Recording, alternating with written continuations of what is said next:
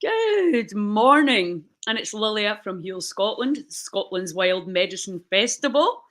And today with me, I have a very multi-talented and skilled superwoman, Kerrie Noor. Kerrie, how are you, my darling? So nice to see you. Oh, I'm good, thanks. I'm very good. Yeah. Looking forward to the whole festival. Oh, I know. It's so exciting. We're getting the program all nailed down. It's going to be much bigger this year, which Hmm. is phenomenal. But actually starting to put everything together, you're like, oh my god, this is going to be amazing. So you are. I mean, we've already worked together. You came and you helped out at a goddess gathering over in Port of Addy once as well. Hmm. So we have actually worked together, if you Yeah. can call that work. Um, Before. So can you just talk about your story? I mean, because you're an author. Is that your kind of primary label at the moment? But you're also a comedian, storyteller, and God knows how many other things. Most people are, there's a list of things that we do now, isn't it? No, Mm-hmm. very rarely are people nailed down to one title. So tell us how you got into, well, basically what you're doing now. Well, I suppose years ago, like when I was about almost 40, I started, um, I suppose, to get out of a bad place, I started doing things I love doing. And that's when I discovered that doing things you love, being creative, is very empowering for, especially for women, because we're taught to be how can I put, we're taught to please other people and stuff like that, and it doesn't always make you happy, and quite often it actually makes you feel quite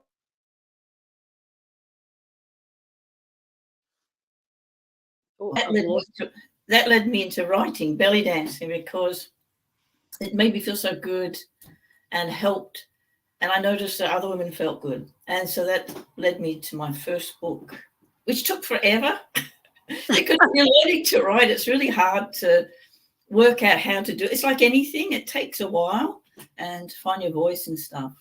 Uh-huh. So, but really, what I like doing is making people laugh. And Mhm. I think the best comedy is really comedy that's bittersweet. That you want to read it again because the story is great, and the characters are great. So that's what I aspire to. I don't Oh, know. so you just started, did you do any training in writing or did it I all?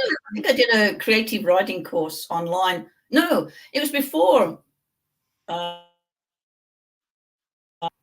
it's a bit like belly dancing. It was before that was happening as well. But I discovered, I think you just write and you just keep writing. So the thing is to write every day and to write every day and, describe things and, try to write little scenes or then, so because it takes a while to find out what it is, your voice and stuff. And when I was writing and I came across Nefertiti. She's a belly dancing teacher, and that's when I kind of found my voice, really, what I Really? wanted to do. Yeah, because she's such a character, and because I think I want to write characters that are flawed, like real characters. I want to inspire people to the. I want to inspire people that life is good as it is, and we're told all this stuff that we think will make us happy, and often it makes us unhappy, that. So I like these characters to, they start off unhappy and then they find in themselves, if you see what I mean, rather than be a size 10 or make lots of money or any of those things. It's more a spiritual, a happiness and friendship and that sort of thing. Yes, absolutely. And I think if COVID taught us anything, that Hmm. we realised what do we actually need? We need each other. We need to be Hmm. doing things that we really love. And I think a lot of us, not everyone, but a lot of us got time during that time to find out what that was. And also I think, in our academic schooling system, which is failing so many people miserably, that as soon as, maybe not so much now, but certainly before, that as soon as budgets got cut, things like art and music, Yeah. first things to get cut, Mhm. and all the creative stuff. Mm. It's almost like we've, as a Western democracy, we've decided that it's all about academia, and that we've not given any value to that stuff. Mm. Boy, are we paying the price. Even our inability to just dance and to music, Yes. for Yeah. what anybody thinks about you, what you're wearing, what handbag you've got, Mm. any of that stuff. We're so inhibited, and to become uninhibited, to be able to sing and Mm. dance, write, and there's loads of crafts you can do as well that are so, so good for taking you into that almost meditative state or away Mhm. from the monkey mind. And I Yeah. think in writing, there's a lot of science coming out, because of course we need science, because we don't trust. It's my big bugbear. Oh, you need science to tell you that dancing's good for you. I know, Really? it's crazy. People have Science, danced, always danced, haven't they? absolutely. You And know? even singing, I think, it's Mm. this idea, if you're not brilliant at it, you shouldn't do it. And it's Mm. rubbish. My friend who's an anthropologist, he said, he'd taken some of an indigenous tribe from Uganda and Africa to some big conference in Spain, it was. And he said, they couldn't believe that the masses watched one person sing, because normally it's Oh. masses singing. Oh, It's wow. not done just for entertainment. It's done for so many other Mm. reasons, which finding your voice, sending that vibration through the body, even the power of Mm. kirtan and, repetitive mantras Mm. and even just shouting and Mm. drumming, all of these things that we now are starting to go, this is why people have done this for centuries, because Yes. it's Yeah. so good for you. Yeah. And it's a connection because we connect with each other. And it's really important, I think, you know, for mental health to feel good, you need to feel part of something, don't you? Uh-huh. And Absolutely. so I think dancing, and like when you meditate in a group, you can feel the difference, can't you? Yes. Even though you're not saying anything. And so it's all about connecting and being in a sort of tribe. You don't feel lost and alone and vulnerable. So can you just talk a little bit about, because I know you did suffer from depression. Mm-hmm. You're saying you were 40. Would you say that that you'd suffered up until then? Because what I found at the Goddess gathering was so many people, all the women, I think without exception, had come through quite intense pain, and Mm-hmm. then had come out the other side. Yeah, Where they yeah. all were, saying, this is what I did. And, I think that's what inspires other people to think, God, if you felt like that and now you're better, Mm-hmm. would you talk just a little bit about how your mental health was? Well, I suppose I've suffered from depression since I can remember. And in my teens, I did think about not living. I don't like to say it. I didn't make one failed attempt. And I never talked about it because I was so ashamed. And I was very ashamed of my whole mental health, who I was and stuff. Mhm.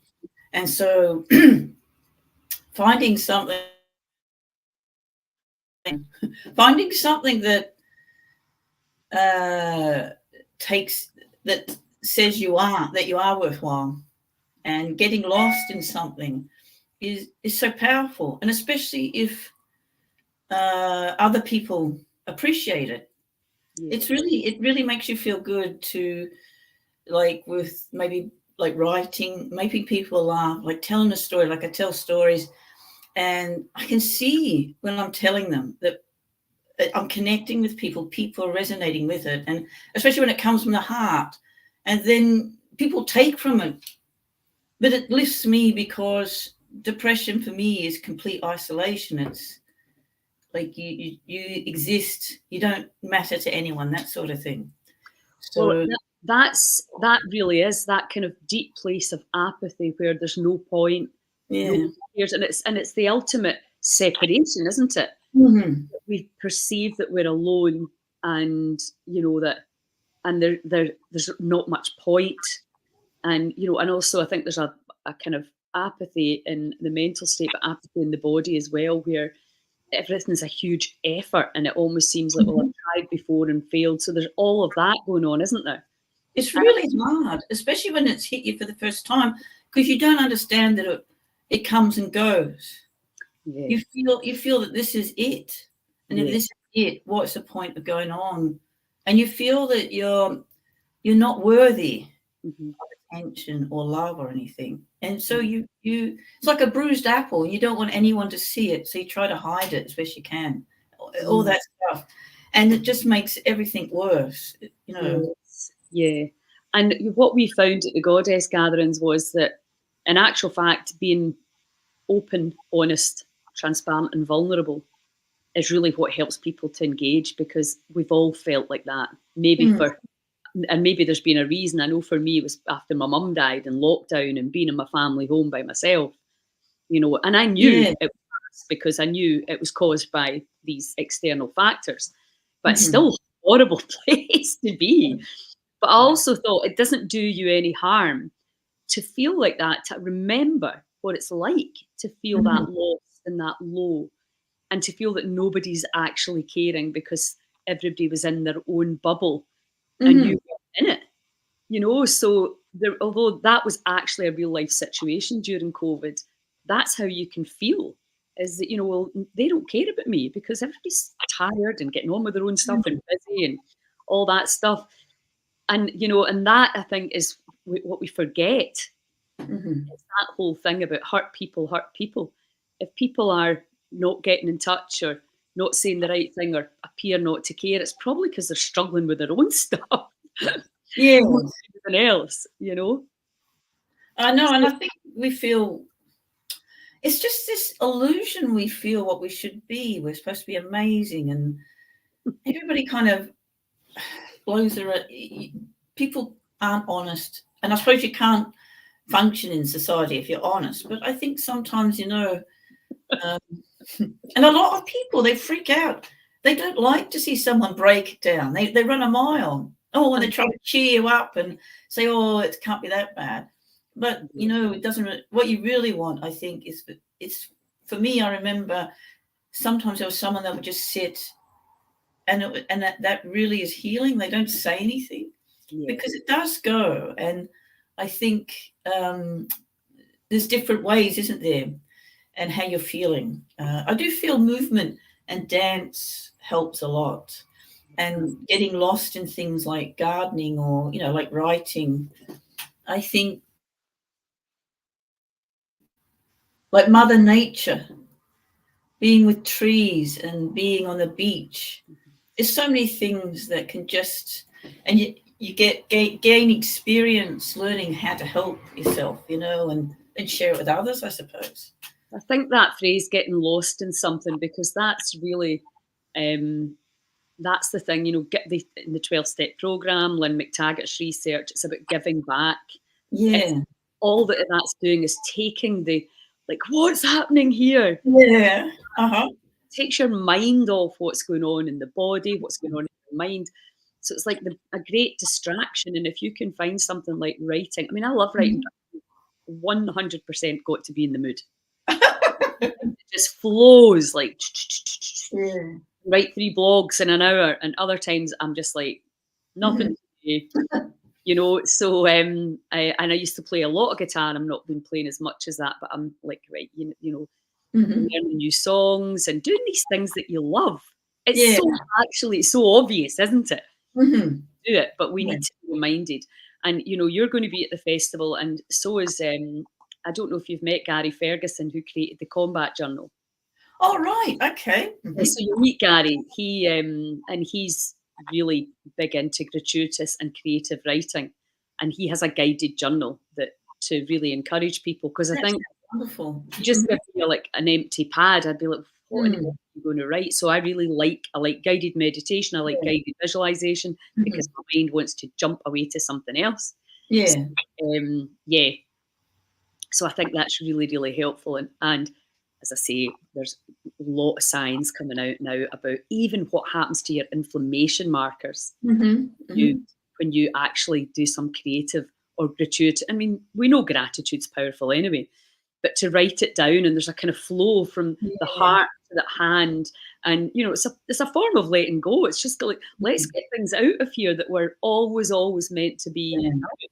And I think with your dancing as well, I mean, I love belly dancing, and every time I do it, I think I'm going to do more of this. My friend Ren in Malta, she's amazing. And she was saying, you know, it was that area of the body, especially if you've had a baby, you can really use it to tune up again. And obviously, that's the area where we hold on to a lot of familiar Mhm. stuff. So you can really use it to release as well. So, you know, and she said the story she tells is that that dancing was by women for women, much Mhm. incredibly sensual and sexy. That wasn't the real design for it. The design Mm. for it was for women. Yeah, and I think it has so many faces to it, and you can Keep losing you a jazz. wee bit. I know. I like to think of it as sort of the jazz of dance Uh-huh. because you can improvise and you can it's all about if you connect to the different parts of your body and you practice, then what you can do is listen to music and you can actually paint the music because you're using all these bits of your body that are quite you know, you can do all these little movements Uh-huh. because our Western type of dance is performing and, you know, with other people, and it's very sort of formatic, isn't it? Yeah. But originally, like in Egypt, they learned from the music, so the music plays first, and then they follow.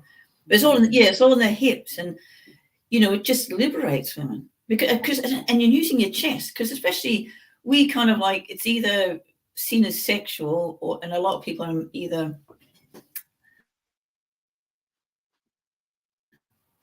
a lot of people are either like they see their body as something sexual or something to hide, Yeah. whereas belly dancing is empowering. You know, Mhm. and it's okay to be old and belly dancing. You know, it's not just Yes. it's just a good Yes. thing. Absolutely. And I think that's the whole thing because, you know, there's this idea, you know, like once you get to a certain age, you should stop doing all these things. I mean, Yeah, are you yeah. still doing that? Are you still like, yeah,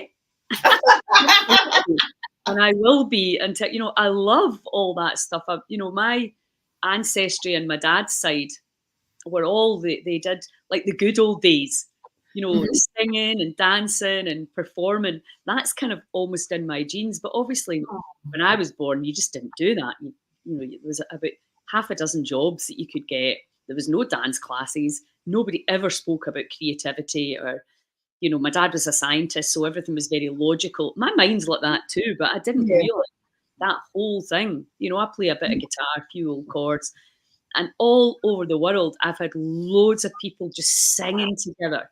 People love it, you Mhm. know? And I'm not a great musician, but I can bang out a tune and I can lead, you know, a singing session. I mean, I'm not good enough for people to sit and listen to me. Oh, You know, but people love it. They every, love get everybody singing. And yeah. everybody loves that, you know, the good crowd pleasers, the songs Mhm. that everybody knows the words of. There's just something innate that people will absolutely love that. And even Mhm. I was over in Canada at my sister's last New Year, and everybody that came along and we sang all night, and people brought out songs they hadn't sang for years. And Oh, everybody that's said the next day, that's the best party we've been at for ages because we were all singing right. and a Yes. bit of dancing, you know, music. It's good for the brain, isn't it? There's all this about brain now Absolutely. and dementia and brain health and but I think as well, like a lot of people in the West, they spend a lot of time on their own, so they're not using the vocal cords, No, and they're not laughing and stuff. And you need all that laughter, and I mean, you really because like laughter and telling stories, it heals people, but also takes away a lot of pain. It's better than medicine, you know, when you're with people laughing, and one story sparks off another, doesn't it? People remember um, and absolutely. then people, because we've got all these old people and people now on loads of medicines, and they're all lonely and just there's no kind of like joy in life until people start singing and stuff, don't they? I absolutely agree. My niece got married a couple of weeks ago, and there was a young guy there that played the piano, and there was a whole crowd of us around the piano singing Queen songs, and Robbie Oh, Williams, and it was absolutely fantastic. And then we get the guitar out and sing all the, it's just people love it. They really do. And I think it's very easy to stop doing that. Maybe kids, life gets busy, then you get older, and then it's just the habit gets dropped off unless somebody mm. keeps it going. But generally speaking, there's not very many people. In fact, tonight I'm going to see my nephew in a band in Glasgow. Oh, nice. So I'm excited, and just the youth, the energy of the youth. I love it. So Mm-hmm. listen, you're going to be doing a couple of things for us at the festival. You're going to be doing Yeah. a belly dancing class. Uh-huh. You'll be down at the Marquee, the Marina Marquee. That's where all the kind of physical things are going to be done. But you're also going to be doing a wee story for us on the Friday night. Okay. Mm-hmm. Mm-hmm. So tell us a little bit about your comedy and storytelling. The comedy, I've done comedy on and off. I've done stand-up on and off. But I tends to branch into storytelling because I like a story because I can see people. You can really kind of like take people on a journey, and I think that's what I really love doing more than anything. So I do a lot of like stories maybe from my life that are exaggerated. And then sometimes because I did a bit of a woman's show I started doing, but at the moment I'm kind of finishing off a novel and stuff. But it was like I did me, and then oh,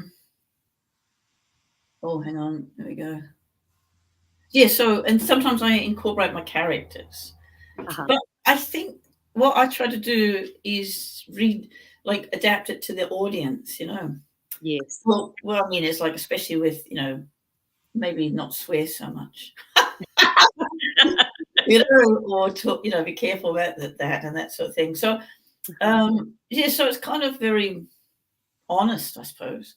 Yes. And, from the heart, and I think people really relate to that. I'm not a sort of person that takes. I like to make people feel positive. I'm not a sort of, if that makes sense. Oh no, absolutely, absolutely. And I think, in today's crazy world where people are scared to say things because in case you offend anybody, it would seem to have lost their sense of humour completely. It's like actually a couple of friends said to me last week, "I love talking to you because you make me laugh," and I was like, "Really? You not laugh?" Oh, that's nice. Thing to say, yeah, because the way I see it now, especially now, is everything's so bonkers. Mm-hmm. If you don't laugh, I'm not sure what on earth you do. How do you Yeah. survive? It's crazy, absolutely crazy. I know it's seen as trivial. Like when I was a kid, it was seen as performing and stuff was seen as showing off. I was always told off for showing off, which is a shame because people love to watch. I think they do, but in our world, I don't know. It's crazy, isn't it? Yeah, you're too big for your boots. Stop showing off. That's it. Yeah, it's great stuff, but it's lovely, and that's what's lovely when my grandchildren, where you can really encourage, that kind of the drama side and the dance side, and I've got this amazing girl that you'll meet as well coming down. She's got she suffered from depression too, and when she was 14, and she's got a business called the Sunshine Movement because it's about when the sun comes back out, and she's a dancer, and she's just so infectious. And you watch her and you think, who would ever have believed that this girl suffered from depression? Because she just literally looks like the sun, and she dances, and that was the big thing for her, was moving the body. That was her way of creating and letting go. So yeah, there's so many different ways to do it, and that's what's going to be great about the festival. There's lots of different ideas there in terms of